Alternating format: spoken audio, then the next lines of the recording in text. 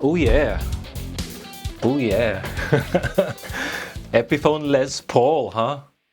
Epiphone Les Paul. I'm gonna do some bunch of talking for this, so can your TikTok brain handle it?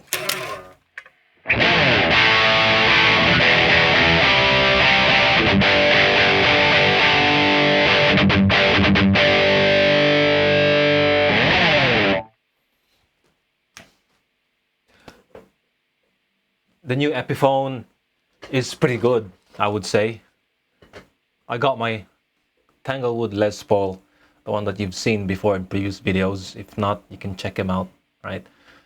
The gold top one, I was saying that that's better than any Epiphone that I've ever tried, but that's the old Epiphones, the ones with the weird headstock.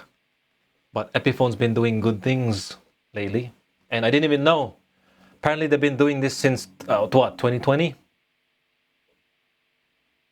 I don't even know how I found out about how they, but kind of glad I did.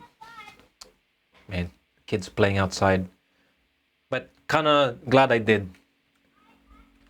But at the same time, not really, because this is this is not exactly cheap, man. It's a budget guitar, but it's not a few hundred Australian, right? Now, I'm just gonna go ramble on, and you're going to listen because you're interested in the Les Paul, because that's why you're watching this. Speaking about this from head to toe, of course, you have the new and improved headstock. All right. That noise is the leather. I'm using this is a ukulele strap, and I like it because it's kind of small and it's like a seatbelt material. And I'm using the Dunlop lock strap. This one, you see that? You twist it and then it locks. Same in the back.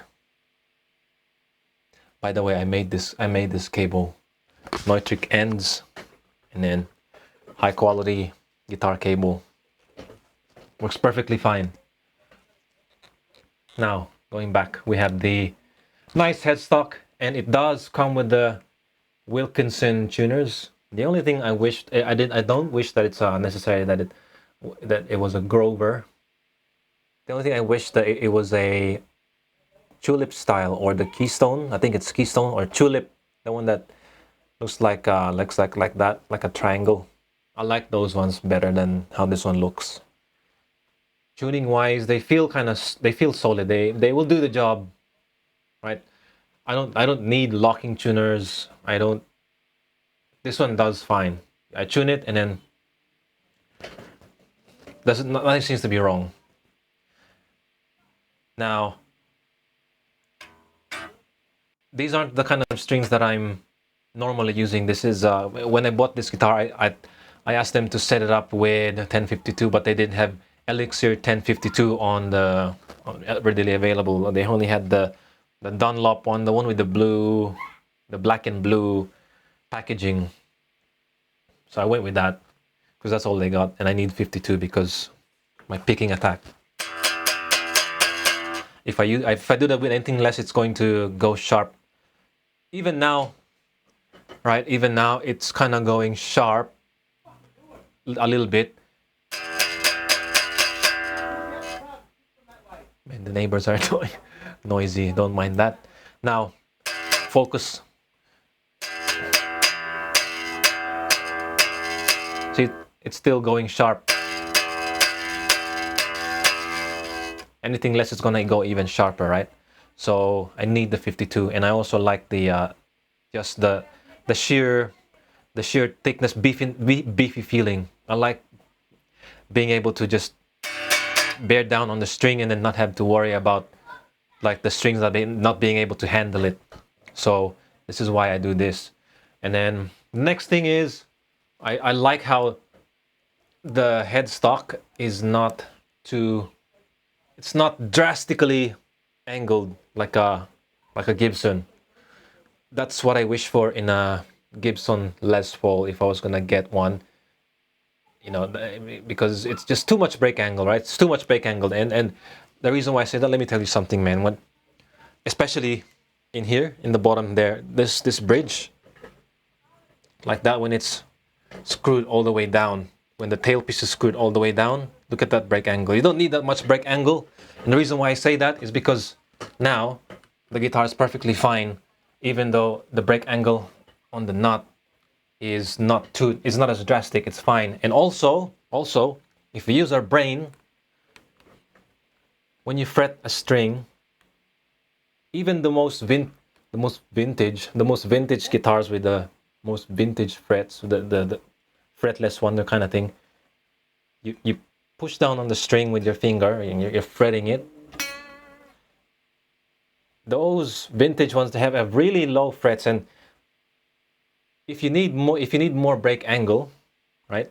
If you need that kind of break angle, then that wouldn't sound right, because on the vintage type of frets, you can only press so much before you bottom out to the fretboard. So perfectly fine. Think about that, okay? The nut is that Graphtec new bone. Who knows? My Tanglewood has probably like a cheap plastic nut. It's perfectly fine, man, because I'll probably be better off changing it to bone, but it never really mattered to me. People still think that I play pretty good, and I'm happy with it. It's not bothered me. Does it really matter? It matters a little bit, but doesn't really matter, right? So this one is fine. It looks like it was cut pretty good too, provided I had this one set up by a professional tech at the shop that I bought this from. So there's that. And then we have, of course, you've seen the diamond. That's nice. That's actually, I think that's an actual. Let me just unstrap this. I think that is actual mother of pearl, because I think mother of pearl, when it comes to mother of pearl, like inlays or this kind of thing, mother of pearl doesn't really look like it has a lot of depth. It does have a little bit of color going on. And so I was wrong about my Tanglewood when I said that the inlays are mother of pearl, because I think it's also a pearloid kind of acrylic or some kind of pearloid, but it looks pretty good. It looks even better than this, because that one, being a pearloid, it looks like it has depth, and it looks like it looks beautiful. It has a nice reflection. It looks alive kind of thing. But with this one, it's okay. This one is okay, right? But if you look up close, it looks really shallow. How well can we see this? I'm gonna bring it closer to you with maybe some bit of light, but I think that's the furthest it can go. So as I'm moving this like that, back and forth, slowly, while maintaining focus, it doesn't look like it has that 3D action going. Okay? Don't mind the armpit hairs there. Now, strap this back on. It's beautiful. Look at that. Okay? And then you got an ebony board. I am suspicious though, to be honest with you. Is this real ebony, or is it like a nice kind of wood but dyed black? Because on the shop that I bought this, there is another Les Paul custom, a white one, and I could see bits of brown on the fretboard, like maybe some dye had been faded off or rubbed off a little bit. So I don't know if it you there with the Les Paul custom, can you tell me, or can you tell me if you think yours is a genuine ebony board, or if it's like a dyed some other wood board. Now, but there's obviously there's going to be different grades of wood, so there's going to be different grades of ebony. But I mean, this is probably okay. This is probably okay. Who knows? Time will tell, because I have a classical guitar with a black fingerboard, and then over time you can see that it's not. It's you can see a wood, like a light brown or roasted maple type color underneath, where you commonly be touching the fretboard, right? So this could be probably a lower grade ebony. Who knows? I don't really. I think I felt a nice ESP before, ESP Eclipse, and with an ebony board, and that board felt really smooth. So I would say this is a lower grade ebony, which is understandable. This is the, I could say, lower tier line, lower tier, talking about relative to something like Gibson, obviously. And then the neck is there's a the neck when you hold it, it has like a flattish. You think you'd be thinking about flat. It's not super flat like an Ibanez or some kind of super straighter neck, but it has shoulders on it. It's definitely what they say it is from the website, like a slim taper, D shape, D for Delta, right? D for Delta, D shape, slim taper. You can definitely feel it's not a traditional Les Paul, and just fine. You can get used to it. You'll get used to it. Stop whining. Keep keep practicing, and then within a few seconds or within a minute, you're gonna get used to the neck shape anyway. Because as a human being, as a functional organism, you have adaptability, don't you? And we're professional over here. We don't bitch and moan. And then the frets, the frets are actually pretty good. Now, here's a disclaimer, by the way. When it comes to guitars, like when it's not when it doesn't come from a line that has a really good QC department, then you have to really pick up the guitar individually. You have to put more time into picking the guitar. I handpicked this guitar. There was another one of this in other shops, and it didn't cut it. It wasn't resonant when I'm playing. This one is pretty good, resonant and loud acoustically, which means to me that when the body is resonating, it gives the energy back to the strings, and then you can get a nice sustain. You can hear it kind of has like a vocal, like mid-range when I play acoustically. You can hear it from this one especially.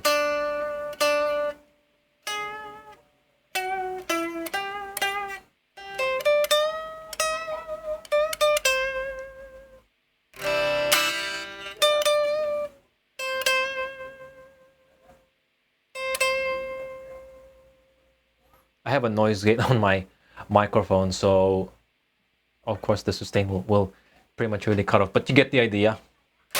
I picked this guitar. This was the liveliest feeling guitar. When I bought this in the shop, bro, I didn't even plug it in. There was a white custom, there was a 60s iced tea, and I think a 50s cherry burst, or in this one shop. And there's some other shops as well with Epiphones, and then I just play them all acoustically. Never had to plug it in, because we already know from looking at the YouTube videos that these ones, the pickups sound pretty good. They sound pretty good, so no need to worry there. What I was really the way I was auditioning the guitars is just make sure everything's okay. There's no super sharp, and there's no, some of the Epiphones out there, some of the frets, you'd even see a few frets in a row. They have a gap between the fret and the binding. I picked it up and I had to look at it, and then right away, nope, put it back up in the rack. And also, the other thing is make sure there's no buzzing no serious buzzing, so just do a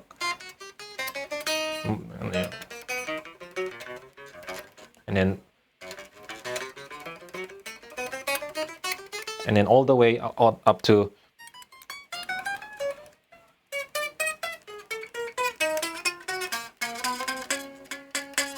make sure there's no notes that are getting choked, and also the bend when I'm bending, it's not choking on me. You see, it's ringing true. It's good. And also you look at the alignment of the strings. Make sure, or where the bridge is aligned, make sure there's enough. This is I see a lot of even high-end brands that get this wrong. I don't know why, but they get, let me get a ruler because this will help with the point.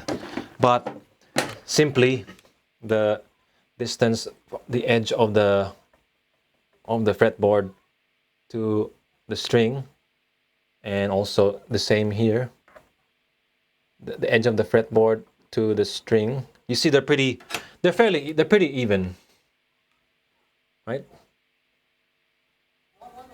They're pretty even. There are some guitars, even high-end guitars, they're all shifted like that. Where you can see there's a big gap here and then not much in here, or vice versa like that.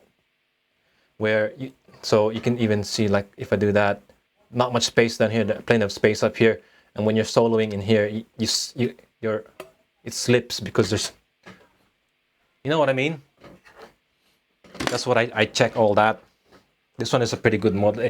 The only flaw really on this one, I think, that really stands out to me is on here. Look at how imperfect that is there. Let's focus. Let's get us some focus there. Maybe I have to zoom. See that paint job there? When you're looking at it from up top, that's focused, right? See that? But that's fine. It's it's not super bad. It's okay.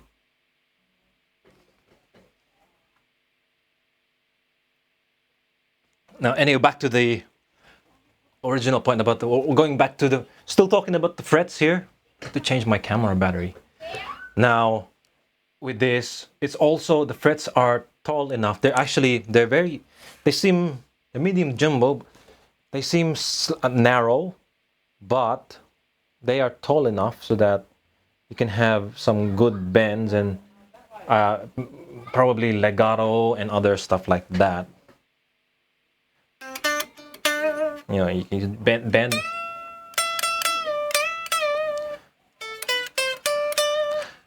Now, there's of course you can still do some of those with smaller, more vintagey frets, but I personally like taller frets because it seems to be easier to play it that way. So, and then the strap button, standard, nothing much to talk about there. Stable. And then the switch feels crispy. That's fine. The pickups sound good, of course. I'm still not used to the tone of Alnico 2, which I believe is what's in there, the Alnico 2 magnet. I'm thinking about balancing the pole pieces, the pole screws, just like what's being done on my PRSs, because it seems to sound more relaxed, I guess I could say. I don't know if I'm gonna change the bridge to a roller tune-o-matic, because it's just for the sake of reducing the chances of string breakage. And CTS pots, they're pretty good. No issues with them. And I'm so glad they have speed knobs, because as I discussed before in my other video, that right? Turning on and off the guitar quickly. When you're not playing, you just turn it off quickly, and then turn it on when you start, when you're going to play. It's kind of like a rifle. When you're ready to shoot, when you're ready to shoot at something, you move your trigger away from the slide, and then you move it down to the trigger, right? Move it down to the trigger, ready, and then put your finger back on the slide, that kind of thing, so that you don't have any accidents. And then the guitar's all the way up, and then you startle yourself or something, or when you're in a wedding, or you're a wedding band. Don't be professional, man. Be better.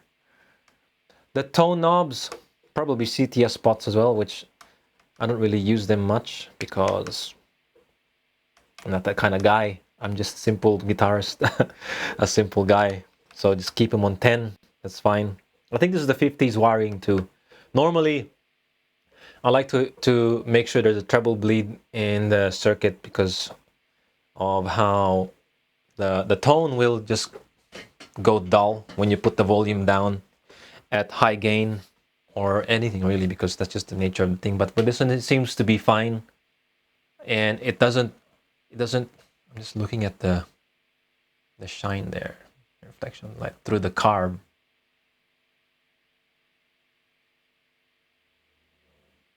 Just mirroring it a little bit. Anyway, this is what I'll show you.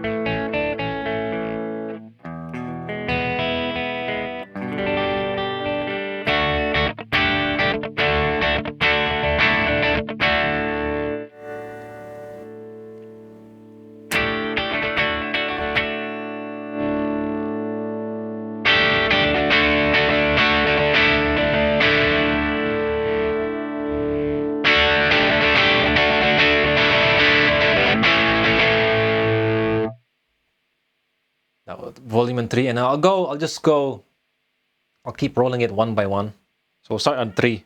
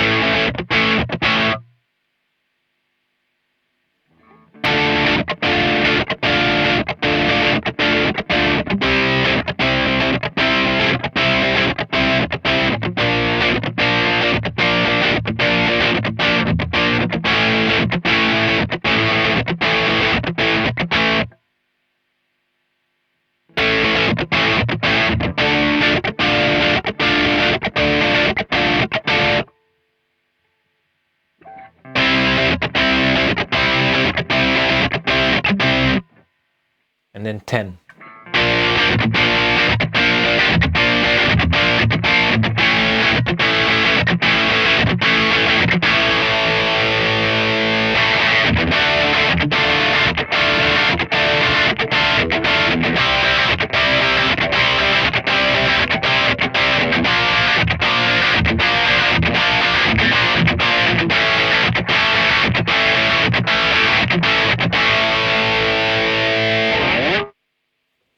Sounds good.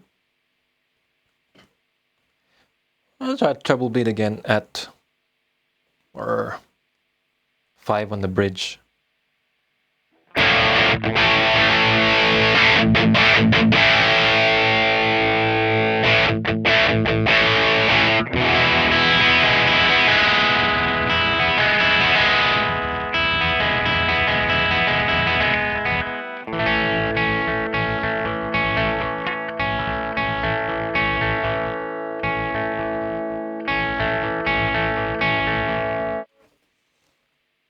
pretty good. 50s wiring, I believe that is, and it's working well. Might keep it. I might also quickly add that the electronics aren't exactly, they don't have shielding in the cavities, right? So like a shielding painting or a shielding tape. So what happens is this. This is through a cable. So I'm not using my wireless. So this is on full, my normal rhythm distortion with the Rev G3, and then full volume full up.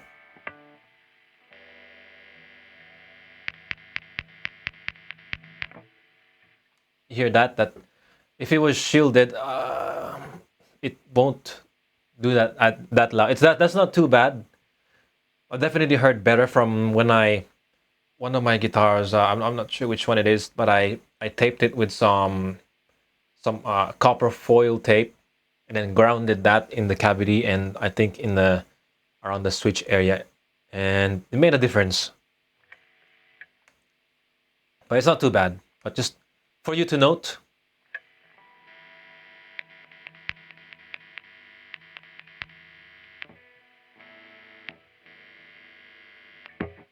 And then we put in a noise gate.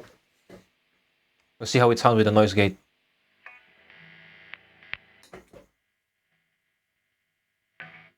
With the noise gate, it's gone.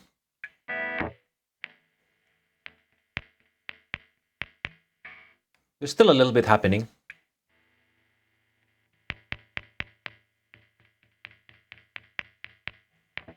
Because that noise is amplified by the Rev G3.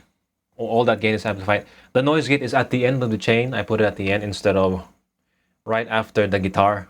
So it's gonna get picked up by distortion. It's amplified, of course, but that's fine.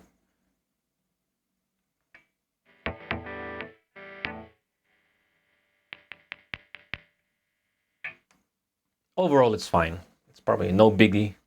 The next time I restring this, I don't know if I want to replace this into a roller tunematic. And then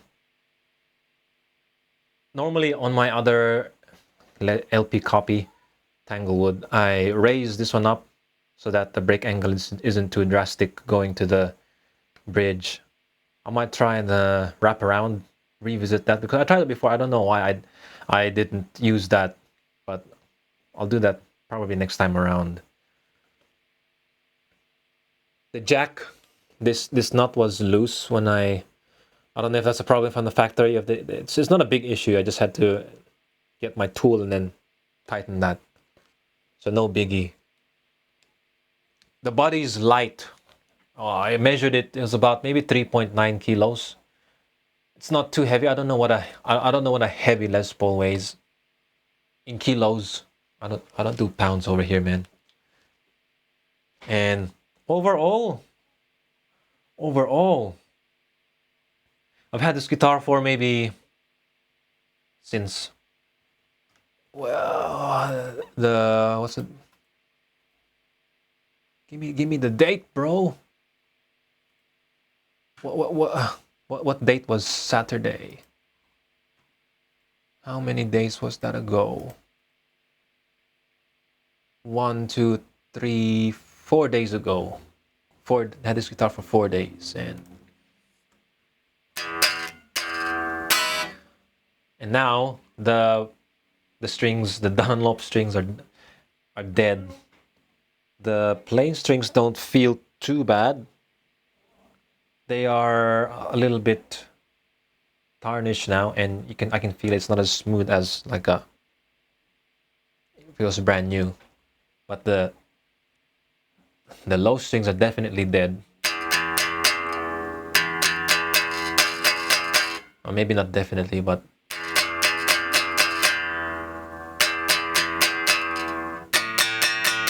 definitely not as chimey as before, as a piano-like as before. Piano-like? They don't have a zing like before. So when they are buzzing on the frets, the buzz feels fatter compared to if it was new, or if I was using Elixir.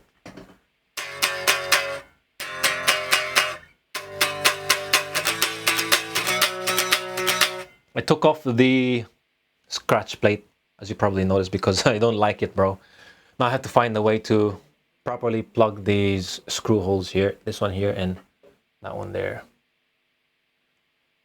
The tech put that back in. I requested the tech to remove that, just so I don't have to remove it myself. And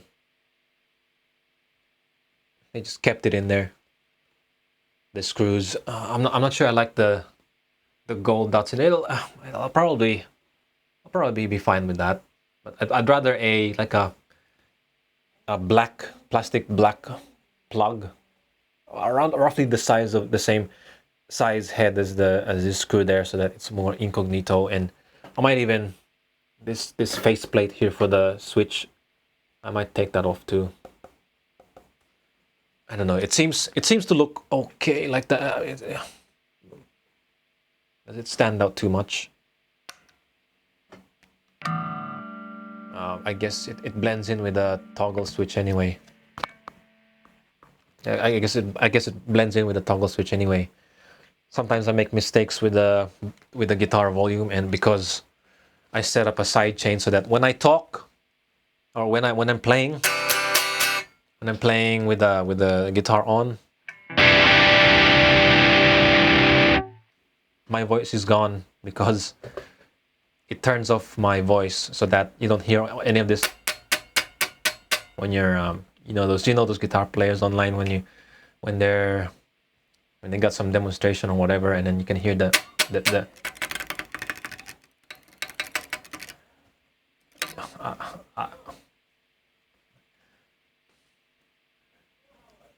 I'd rather not have that, unless if I'm playing acoustically like this. No volume is feeding in from the electronics of the guitar, so it's okay to hear the nice scratching.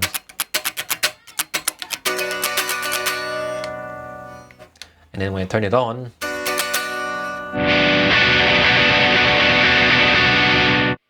it's like magic, isn't it? That's not done in editing. That's done going into the recording.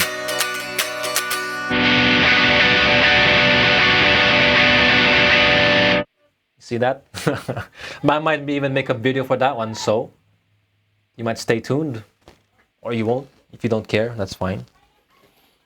If you don't want to miss that video, you know what to do. What else is there to talk about this? Gold. I've been tempted to rip this out and put EMGs in it, because when I revisited the EMGs to test out on my M1000 to test out the Elixir, the D'Addario XS coated strings, and then I played the EMGs again. Man, they're pretty good. They're pretty good, really. A lot of people are gonna say they sound like dog's balls, but they're fine, man. Come on. Now, the back, the plates here are recessed to the body, which is good. It's not like on, it's recessed, same as this. And this is just what I love about this the Les Paul Custom, is because the binding, the thick looking binding, the outline thing going on. There's another Les Paul like a vintage style, and the binding doesn't look as fat as this one. The white doesn't look as pronounced. That's what I'm trying to say. Now the only difference between this and the IGC, inspired by Gibson Custom, the one with the bigger actual Gibson headstock, for 1,000 extra Australian dollars, I'm not sure it's worth it, because for 1,000 extra dollars, you do have the nicer, bigger headstock. But I played the Adam Jones one, and if that's an indicator of the IGC stuff, then for me it might not really be super worth it, unless I really wanted the big headstock. Because when I played the Adam Jones IGC, the fretwork seems similar to this series, and the grade of the wood is probably gonna be the same as these ones, and the ebony board or whatever boards that they're using for the probably ebony for the custom. And you do have the true mother of pearl inlays though, but I don't. It's only for bling. I would be fine with this because it's still you still got the big block inlays. You know, the Les Paul custom style inlays, which is fine. And they do have the Gibson the T series pickups, the 490 and 498. I don't know if it sounds good, it probably won't really matter to me. Like this sounds pretty good too. It's not like the old Epiphones where it just sounds muddy. Like it just sounds like, you know, it's like the pickups kind of sound like that. It's just it's just crap, man. And then apart from that, yeah, it's fret working. This is the fret ends. Yeah, like I said before, it's pretty good. There are some the frets aren't super level. It could do with leveling, but it's not a big issue at the moment. I don't have any dead notes or choke notes, and there are some frets in here that are slightly lifted, not lifted, but there's a gap at the ends of it from the fret end to the binding. I it's because I'm really looking at it closely, but overall it's pretty good, bro.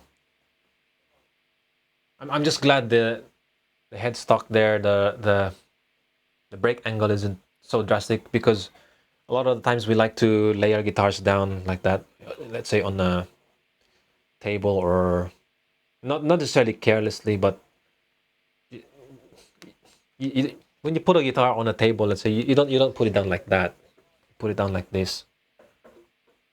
Sometimes I even put it down like this, and then the end of the table is there so that it's not resting here. The guitar's not resting on the table with the headstock. It's like that. So the table is on the guitar is only contacting the table with the body. You know what I mean? But other than that, I think this is a. I don't know if this is. I would say.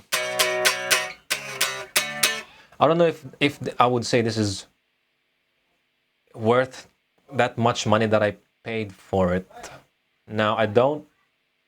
I won't necessarily buy into the whole inflation because I remember a time when the old Les Paul.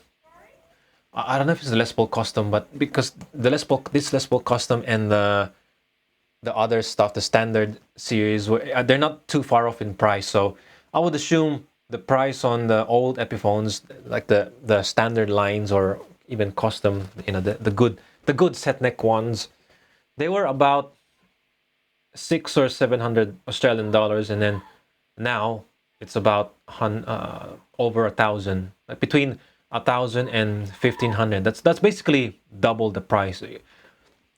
You're not gonna tell me inflation, you know, is accounting for a full, maybe 50% increase, but a double, and factoring in the fact that these are now made in China, which is not too bad, but I'm sure labor over there is cheaper because you look at all these Gibsons that are coming out and they're like 300 US or something like that, 300 US, and you also have.